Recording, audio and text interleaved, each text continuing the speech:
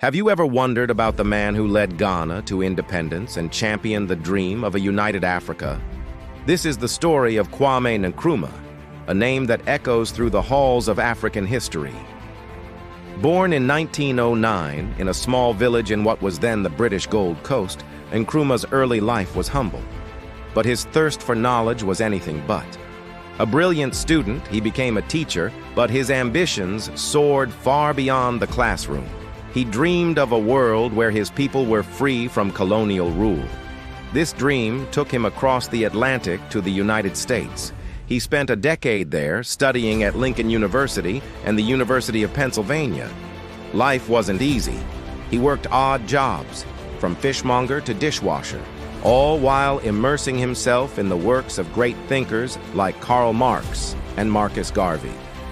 It was in America, amidst the struggles of the Great Depression and the vibrant intellectual scene of Harlem, that his vision for Pan-Africanism began to take solid form. He saw the shared struggles of people of African descent worldwide and believed their liberation was interconnected. After the U.S., Nkrumah moved to London, a bustling hub for anti-colonial activists. There, he co-organized the pivotal Fifth Pan-African Congress in 1945. This wasn't just a meeting, it was a declaration. For the first time, a new generation of African leaders, including Nkrumah himself, demanded immediate independence, not gradual reform. The seeds of revolution were sown.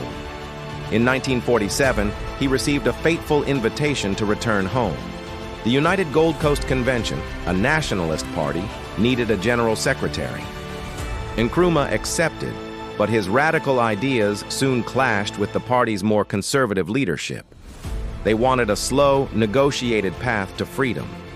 Nkrumah wanted self-government now. This fundamental difference led to a split.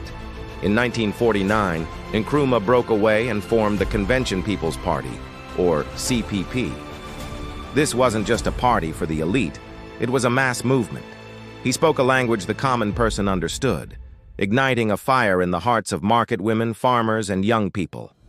His message was simple and powerful: freedom. The British colonial authorities grew alarmed. Nkrumah's strategy of positive action, strikes, boycotts, and civil disobedience, brought the colony to a standstill. He was arrested and sentenced to prison. But you can't imprison an idea.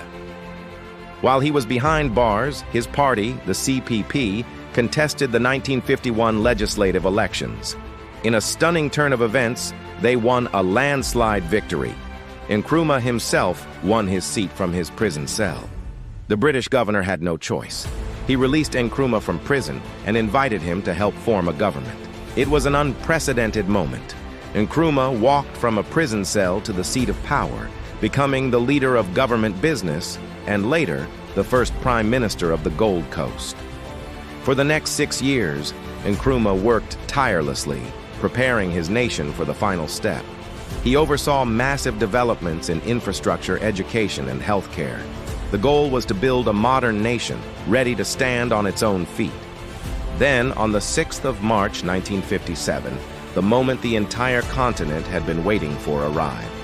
The British flag was lowered, and the new flag of Ghana, red, gold, and green with a black star, was raised.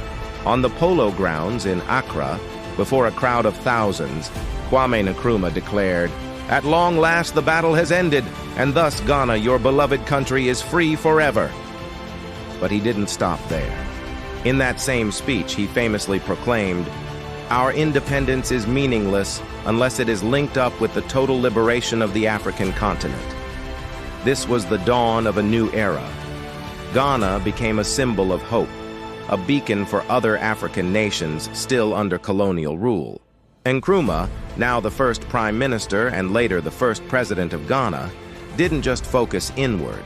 He threw his country's resources and diplomatic weight behind independence movements across Africa. Accra became a haven for freedom fighters from all over the continent. Nkrumah was a man of grand visions. He embarked on ambitious industrialization projects like the Akosombo Dam to modernize Ghana's economy and break its dependence on the West. He envisioned a United States of Africa, a political and economic union that would give the continent a powerful voice on the world stage. He was a driving force behind the creation of the Organization of African Unity in 1963, a crucial step towards that continental dream. However, his leadership style became increasingly authoritarian. After several assassination attempts, he grew more suspicious and less tolerant of dissent. In 1964, he declared Ghana a one-party state with himself as president for life. His focus on Pan-African projects, while noble, also strained Ghana's economy. The price of cocoa, the country's main export, plummeted, leading to economic hardship and growing discontent at home. The end of his rule came abruptly. In February 1966, while he was on a peace mission to Vietnam, a group of army and police officers staged a coup and overthrew his government. The man who had led his country to freedom was now in exile.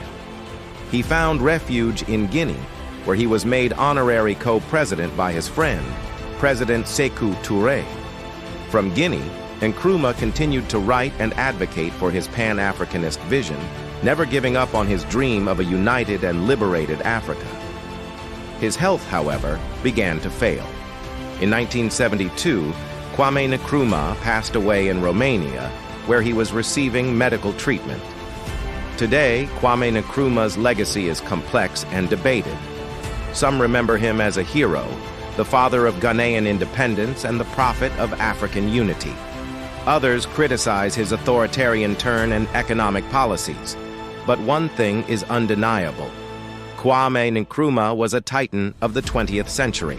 He fundamentally changed the course of African history, and his powerful vision of a strong, independent, and united Africa continues to inspire generations of leaders and thinkers across the continent and the world. His story is a powerful reminder that with courage and a powerful dream, one person can indeed change the world. Thank you so much for joining me on this journey through the incredible life of Kwame Nkrumah. If you found this story inspiring, please hit that like button, subscribe to the channel, and ring the bell so you don't miss our next video. We'd love to hear your thoughts in the comments below. Until next time, stay curious.